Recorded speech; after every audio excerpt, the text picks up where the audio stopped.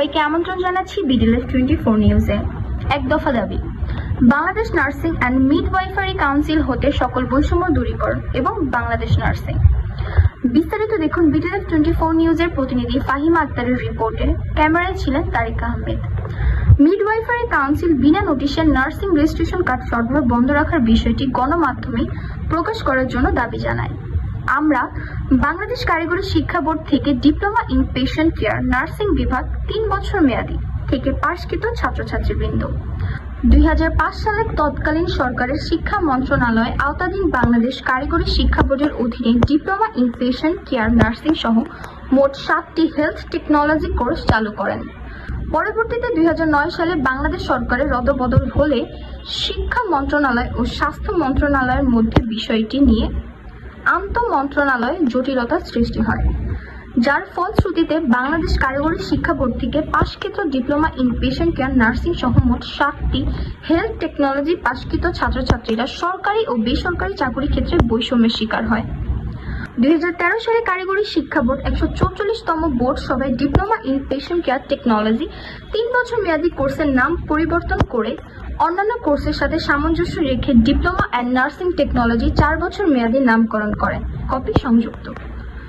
2013 সালে পাশকৃত ছাত্রছাত্রীরা কারিগরি বোর্ডের সামনে দুর্বার আন্দোলন গড়ে তুললে বোর্ড কর্তৃপক্ষ সেই আন্দোলন পুলিশের সহায়তায় কঠোরভাবে দমন করেন এবং আমাদের কিছু শিক্ষার্থীকে গ্রেফতার করা হয়।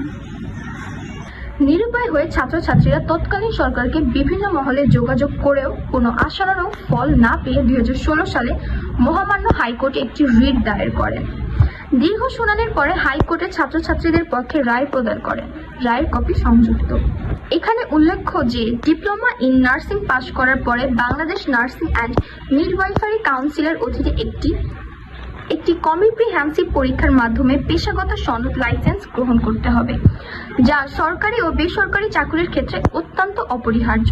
ছাত্রছাত্রীরা আবারও কারিগরি শিক্ষা বোর্ডে যোগাযোগ শুরু করলে কারিগরি শিক্ষা বোর্ডে 3 অথবা 4 বছর মেয়াদী ডিপ্লোমা ইন পেশেন্টস কেয়ার অথবা নার্সিং টেকনোলজি কোর্সকে বাংলাদেশ নার্সিং ও মিডওয়াইফারি কাউন্সিলের 3 বছর মেয়াদী diploma in nursing science and midwifery কোর্সের সাথে তুলনামূলক বিশ্লেষণ করে বাংলাদেশ নার্সিং ও মিডওয়াইফারি কাউন্সিলকে অবহিত করেন। পরবর্তীতে বাংলাদেশ নার্সিং কাউন্সিল মহামান্য হাইকোর্টের রায়ের বিরুদ্ধে আপিল করে। সেখানেও দীর্ঘ শুনানি শেষে মহামান্য আপিল বিভাগ মহামান্য হাইকোর্টের রায়কে বহাল রেখে রায় প্রদান করেন। অতীব দুঃখের বিষয় এই যে এত কিছু হওয়ার পরেও গত 5 সেপ্টেম্বর 2014 তারিখে আবারও স্বাস্থ্য ও পরিবার কল্যাণ মন্ত্রণালয় স্বাস্থ্য ও শিক্ষা বিভাগ পার অধিশাখার diploma in patient care technology ও ডিপ্লোমা ইন নার্সিং টেকনোলজি পাশকৃত শিক্ষার্থীদের নার্সিং রেজিস্ট্রেশন সংক্রান্ত কমিটি একটি সভা আয়োজন করে, যার ফলশ্রুতিতে আমরা খুবই হতাশাগ্রস্ত হয়ে পড়ছি। আমাদেরকে আবারও যদি আমাদের ন্যায্য অধিকার থেকে কোনো রকম বঞ্চিত করা হয়, তাহলে আমরা আবারও কঠোর কর্মসূচি সহ আমরণ অনশনে যাওয়ার জন্য প্রস্তুত আছি। তাই নার্সিং কাউন্সিল হতে অনতি বিলম্বে এক ও অভিন্ন রেজিস্ট্রেশন কার্ড প্রদানের কাজ শুরু করার জোর দাবি জানাচ্ছি। সরকার প্রতিষ্ঠা করেছে সেটা কিন্তু একটি মূল কারণ হলো বৈষম্য যাতে না হয়। আজকে আমরা কি করছি? কারিগরি শিক্ষা বোর্ড 2005 সালে এই কোর্সটি চালু করলেও 2008 সালে প্রথম ব্যাচ পাস করে গেল। অর্থাৎ 2008 থেকে শুরু করে আজকে পর্যন্ত প্রায় 16-17 বছর ধরে কারিগরি শিক্ষা বোর্ডের এই নার্সরা এখনো আপনাদের দ্বারে বারবার আসছে। তার মানে বুঝতে হবে এই 17 বছরে সবচেয়ে নির্যাতিত এবং নিষ্পেষিত হয়েছে এই কারিগরি শিক্ষা বোর্ডের নার্সরা। যদি কারিগরি শিক্ষা বোর্ডের এই নার্সরা নির্যাতিত এবং নিষ্পেষিত 17 বছর ধরে হয়ে থাকে এবং তার বিরুদ্ধে যদি তারা আন্দোলন করে থাকে, তাহলে বৈষম্য বিরোধী আন্দোলন তো কারিগরি শিক্ষা বোর্ডের নার্সরাই করেছে।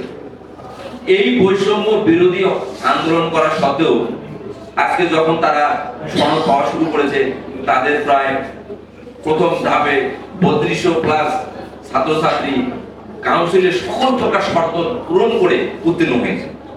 তাই একটা মানুষ যখন তার সকল যোগ্যতা প্রমাণ করে উত্তীর্ণ হয়, তখন তাকে সরকার প্রয়োজনীয় যে সুযোগ সুবিধাগুলো তাকে দিতে বাধ্য হয়।